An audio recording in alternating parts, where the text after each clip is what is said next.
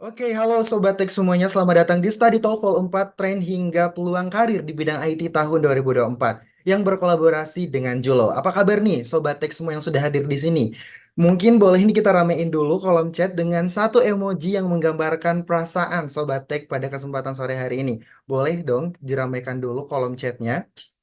Ini kurang lebih udah ada berapa orang di sini? Ada 46 orang. Udah ada Raihan. Kita lihat lagi siapa yang sudah standby di sini. Kita pengen tahu juga yang hadir di sini dari kota mana aja nih.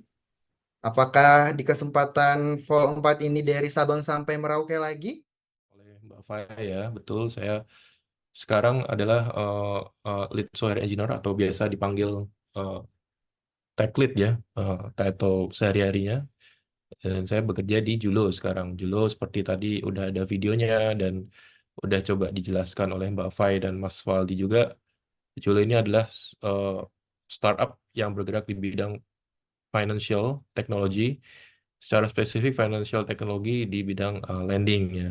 Jadi udah jelaskan secara lengkap tadi oleh MC kita. Nah, ini juga industri yang salah satu yang mungkin eh, cukup populer ya akhir-akhir ini fintech ini, terutama fintech lending seperti Julo karena eh, kalau kita boleh jujur tadi kan termasuk yang join kita kan banyak sekali ya dari dan tersebar di berbagai daerah ada yang dari Jogja.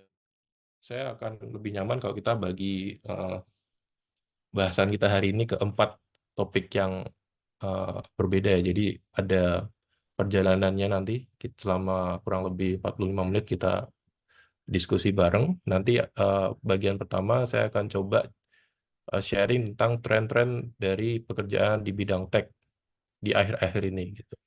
Dan tentunya tren untuk kedepannya juga ya. Itu singkat saja, mungkin hanya untuk perkenalan.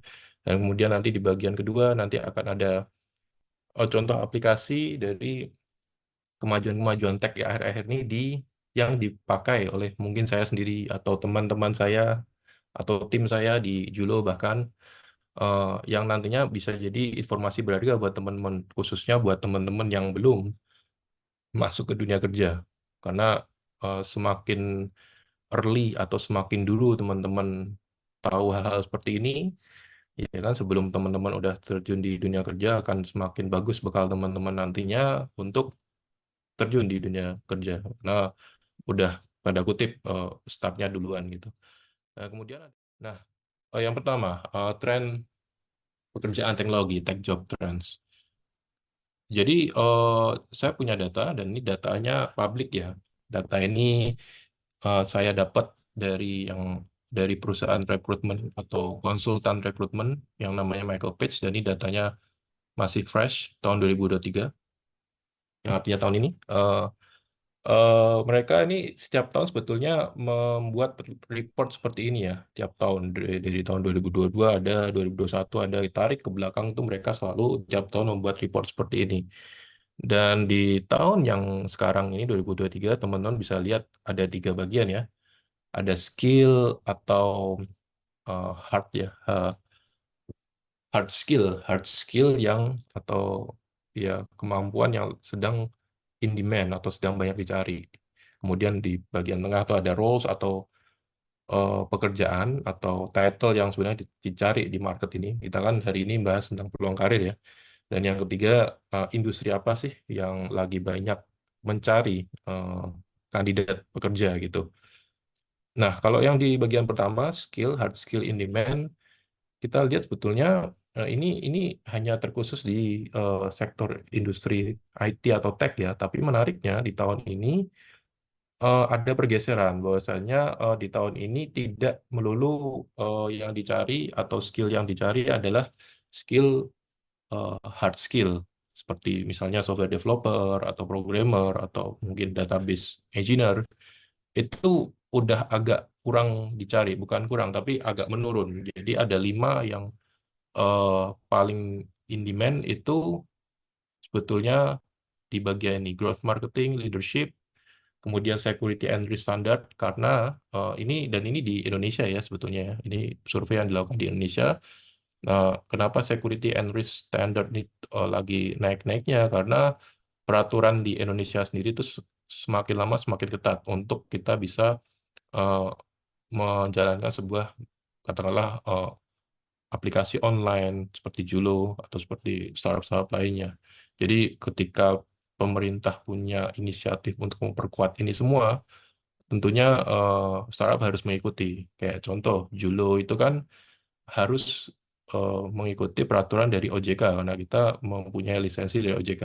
Nah, tentunya Julo butuh orang-orang yang punya capability di teknologi, tapi juga punya pengetahuan juga di security dan risk standard seperti ini. Kemudian data literasi ini terkait eh, bahasa awamnya adalah perlindungan data. Ini juga lagi hype, maksudnya lagi dicari ya, karena lagi dan lagi Indonesia lagi mengetatkan semua peraturan ini dan tujuannya sebetulnya untuk melindungi konsumen. Jadi ini lagi banyak dicari dan domain fokus product management. Jadi eh, manajemen level yang bisa mengetahui produk di industrinya. Kemudian kalau kita move juga ke bagian yang berikutnya ya, aplikasi-aplikasi di dunia nyata yang saya sempat pakai, mungkin saya sharing, mungkin nanti ya dalam bentuk slide eh, secara simpel, sebetulnya kemajuan teknologi di akhir-akhir ini apa aja sih dan penggunaannya seperti apa di dunia nyata. Nah, tapi sebelum ke contohnya, saya mau share nih sebetulnya. Sebetulnya ada timeline yang lagi dan lagi ya, kita perlu tahu sih sebetulnya, karena ini penting. Ini yang membentuk eh, keadaan dari dunia teknologi sekarang.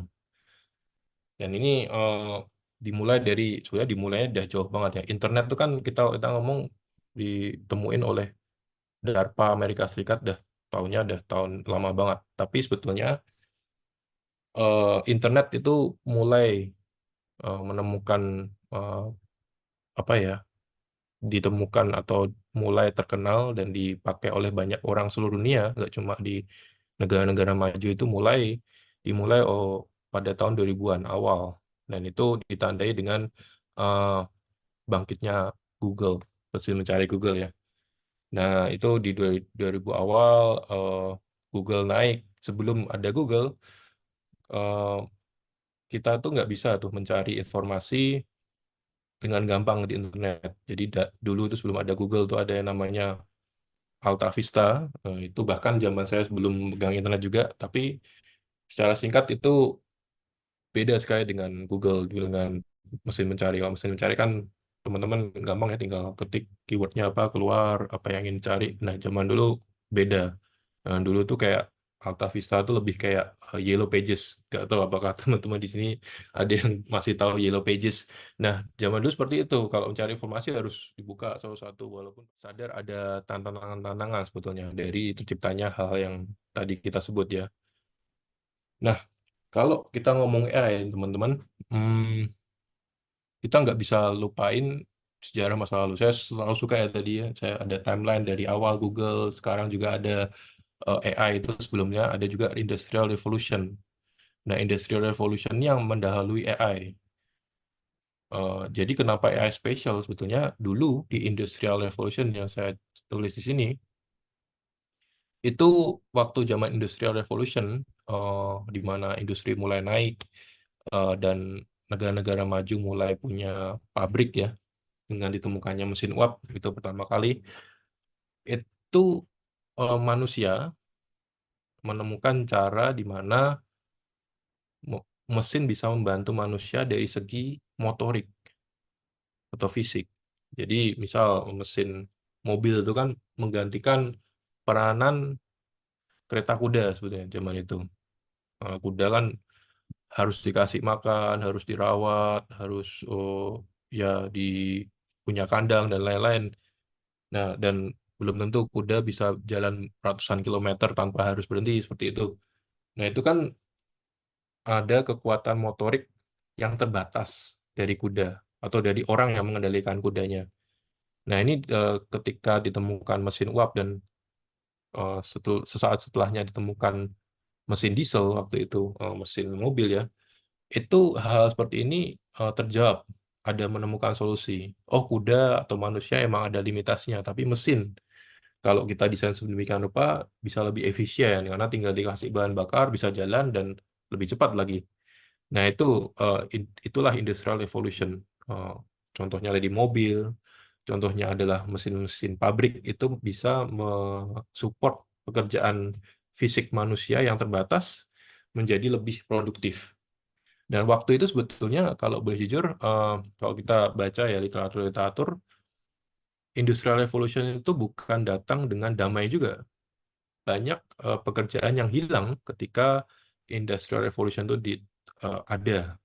Kayak misalnya tadi saya cerita mesin apa sorry kereta yang ditarik kuda itu kan perlu tanda kutipnya perlu orangnya yang harus mengendalikan kudanya. Nah, itu kan mereka harus belajar hal baru. Hal barunya apa sih? Dia harus belajar nyetir. Karena orang pasti mencarinya yang lebih barang yang lebih efisien yaitu mobil. Dan akhirnya penunggang kuda itu pada tahun itu terancam pekerjaannya karena eh, dia harus keep up dengan tren yang baru yaitu mesin. Dia harus belajar cara mengendalikan mobil, terutama gimana caranya dia mengendalikannya tadi hewan hidup ke mesin seperti itu. Sama di pekerjaan-pekerjaan yang sebelumnya pabrik sepatu contohnya. Dulu yang orang pada sebelum zaman Industrial Revolution itu kan bikin sepatu masih harus manual, mungkin paku. Dan ketika ada Industrial Revolution itu ada mesinnya otomatis dan beberapa orang yang punya pekerjaan ini merasa tersingkirkan karena pekerjaan mereka, fisik mereka bisa digantikan oleh mesin karena revolusi ini. Nah, nah ini sebetulnya ada kejadian juga seperti ini dan itu pada waktu itu cukup lumayan ya impact-nya dan akhirnya orang harus adaptasi. Dan ini berulang ya di sekarang ya AI. Cuma challenge-nya atau tantangannya berbeda di dunia artificial intelligence sekarang itu sangat berbeda. Kenapa? Karena sekarang yang digantikan bukan hanya fisikal atau motorik, tapi yang digantikan adalah kognitif atau kemampuan berpikir kita. Kita akhirnya mencapai suatu titik di mana orang berpikir peluang untuk komputer atau teknologi menggantikan manusia ini sangat besar kemungkinannya di sekarang ini karena AI. Karena mereka bisa, kalau teman-teman pakai ChatGPT kan bisa menjawab dialog kita, bahkan tadi kayak yang saya paparin sebelumnya, bisa bantu kita ngoding gitu. Nah, ini ada keraguan di sana, apakah jangan-jangan ini akan terjadi lagi pekerjaan-pekerjaan zaman dulu yang di Industrial Revolution hilang gitu kan, digantikan oleh mesin, apakah nanti akan terjadi lagi nggak ya, karena ada AI. Nah, ini yang kita bisa membahas ya. Nah, ini penting untuk kita tahu bersama ya. Jadi, ini timelinenya kan AI ini sebetulnya nggak cuma membawa positif impact, tapi sebetulnya ada tanda kutip kekhawatiran. Tapi worry not, nggak perlu khawatir. Kalau jujur boleh bilang lebih banyak hal positifnya daripada negatifnya ya tentang AI. Jadi, tapi kita juga nggak boleh naif eh, berpikir bahwasanya artificial intelligence atau perkembangan teknologi di akhir-akhir ini itu cuma positif-positif aja. Kita harus tahu negatifnya tadi. Tapi kita juga jangan lupa positifnya. Ya, sama ya kayak tadi Google di tahun 2000-an, sekarang ada AI. Sama seperti search engine kayak Google. AI itu tools yang sangat berguna buat kita. Jadi, eh, kalau saya boleh bilang, kita harus memanfaatkan ini sebagai support system kita. Kayak perkembangan AI sekarang atau biasa disebut large language model di ChatGPT itu, ini bisa membantu kita banget untuk memahami isu-isu yang kompleks. Misal teman-teman katakanlah mau belajar dulunya belum bisa ngoding web pakai React.js katakanlah. Dulu sebelum ada kayak ChatGPT atau LLM yang lain ya, Mistral dan lain-lain, itu kita harus baca dokumentasi React.js, kita harus learning by doing, dan prosesnya kan masing-masing orang ada yang cepat, tapi banyak juga yang lama. Nah, dengan AI ini kalau kita bisa manfaatkan dengan benar, ini kita bisa banget untuk membantu eh, menyelesaikan hal seperti ini. Dan terus ada juga real life skenario di mana kita bisa pakai LLM ini untuk otomasi pekerjaan kita. Jadi yang kayak saya udah kasih contoh ya dari di GitHub Copilot ini dan ini juga dipakai oleh beberapa teman saya dan tim saya. Ini membantu kita banget untuk ngoding gitu. Jadi ini bukan ancaman sekarang ya, tapi lebih ke kalau kita bisa memanfaatkan yang benar, ini benar-benar mengupgrade skill kita dan juga sebenarnya meningkatkan taraf kualitas pekerjaan kita. Karena kan lebih cepat, mungkin lebih bagus, dan akhirnya kalau kalau teman-teman ke dunia kerja pasti ukuran performance teman-teman di kantor itu nilainya dari sini, dari kualitas pekerjaan teman. Nah, kalau kita bisa manfaat itu akan sangat positif ya buat kita. Terus juga ada peluang lain sebetulnya. Kayak tadi saya bilang ya, mungkin developer itu udah sangat terbantu oleh AI, dan mungkin skill dari developer akan sangat overlapping dengan skill yang dipunyai oleh AI gitu.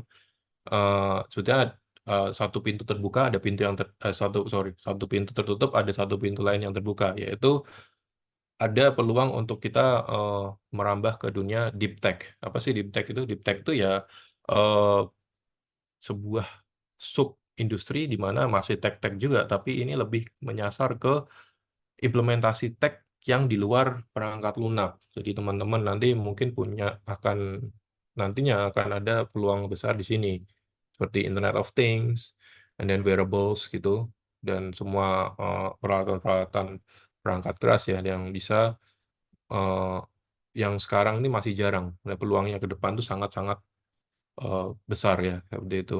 Jadi kenapa ada ini, ada bergeseran ini, karena era digitalisasi itu udah cukup lama. Kayak saya cerita di Tokopedia itu mereka udah start bahkan di 2016, bahkan sebelum itu mereka udah ada. Eh, itu kan mereka sebetulnya memproses digitalisasi dari toko offline menjadi online, gitu ya kan? Toko offline yang tersebar di seluruh Indonesia jadiin satu, jadi online. Ini digitalisasi dari yang offline jadi online. Online tiket agent kayak tiket.com, Traveloka, itu kan dulunya kita beli tiket harus mungkin di travel agent, mungkin di booth, seperti beli tiket pesawat harus di airport zaman dulu kan, beli tiket kereta harus di stasiun. Ini dari dulunya offline jadi online. Again, digitalisasi. Nah, itu semua udah tercapai sekarang. Bahkan di Indonesia udah tercapai ya. Kayaknya udah makin sedikit, makin lama akan makin sedikit hal-hal yang bisa kita kita digitalisasi karena semuanya udah teraddress. Nah, ketika itu sudah terlalu banyak, eh, maka nanti pelan-pelan akan ada muncul peluang yang baru seperti ini, kayak deep tech seperti ini. Jadi, again ya, the only thing that is constant itu adalah hanya perubahan di dunia kita. Jadi, ada arah ke sana ya. Kalau saya baca beberapa literatur, orang-orang kan sebetulnya ini pertanyaan hipotesa ya. Apakah ini nantinya akan berdampak atau enggak? Dan kemudian orang-orang coba bertukar pikiran, kita brainstorm bener nggak sih akan seperti ini? Dan beberapa orang setuju kayaknya ini betul akan merubah eh, cara kita berkomunikasi dengan AI. Baru-baru ini teman-teman ada, kalau teman-teman mungkin mengikuti perkembangan gadget ya, ada namanya eh, produk baru namanya Humane itu misalnya. Humane itu kayak kayak gadget gitu, bentuknya kayak kamera kecil gitu. Dan itu harusnya dipasang di baju gitu, di mana baju kita gitu. Dan itu ada kameranya, ada mic, dan itu bisa merekam apa yang kita lihat sehari-hari. Karena kan kita pakai baju, kita kemana dia akan rekam, dan dia bisa mengeluarkan suara. Dan menariknya di alat itu sebenarnya dimotori oleh mesin AI di sana. Nggak kerasa kita udah berada di penghujung acara. Sobat Tech semuanya jangan lupa untuk ngikutin terus kegiatan kita di Study Tech. Mohon maaf juga atas segala kekurangan. Jangan lupa untuk ikuti sosial media kita. Dan untuk update-update kegiatan lainnya, saya Waldi pamit undur diri. Dan sampai jumpa Sobat Tech semuanya di Study Talk Vol 5. Terima kasih.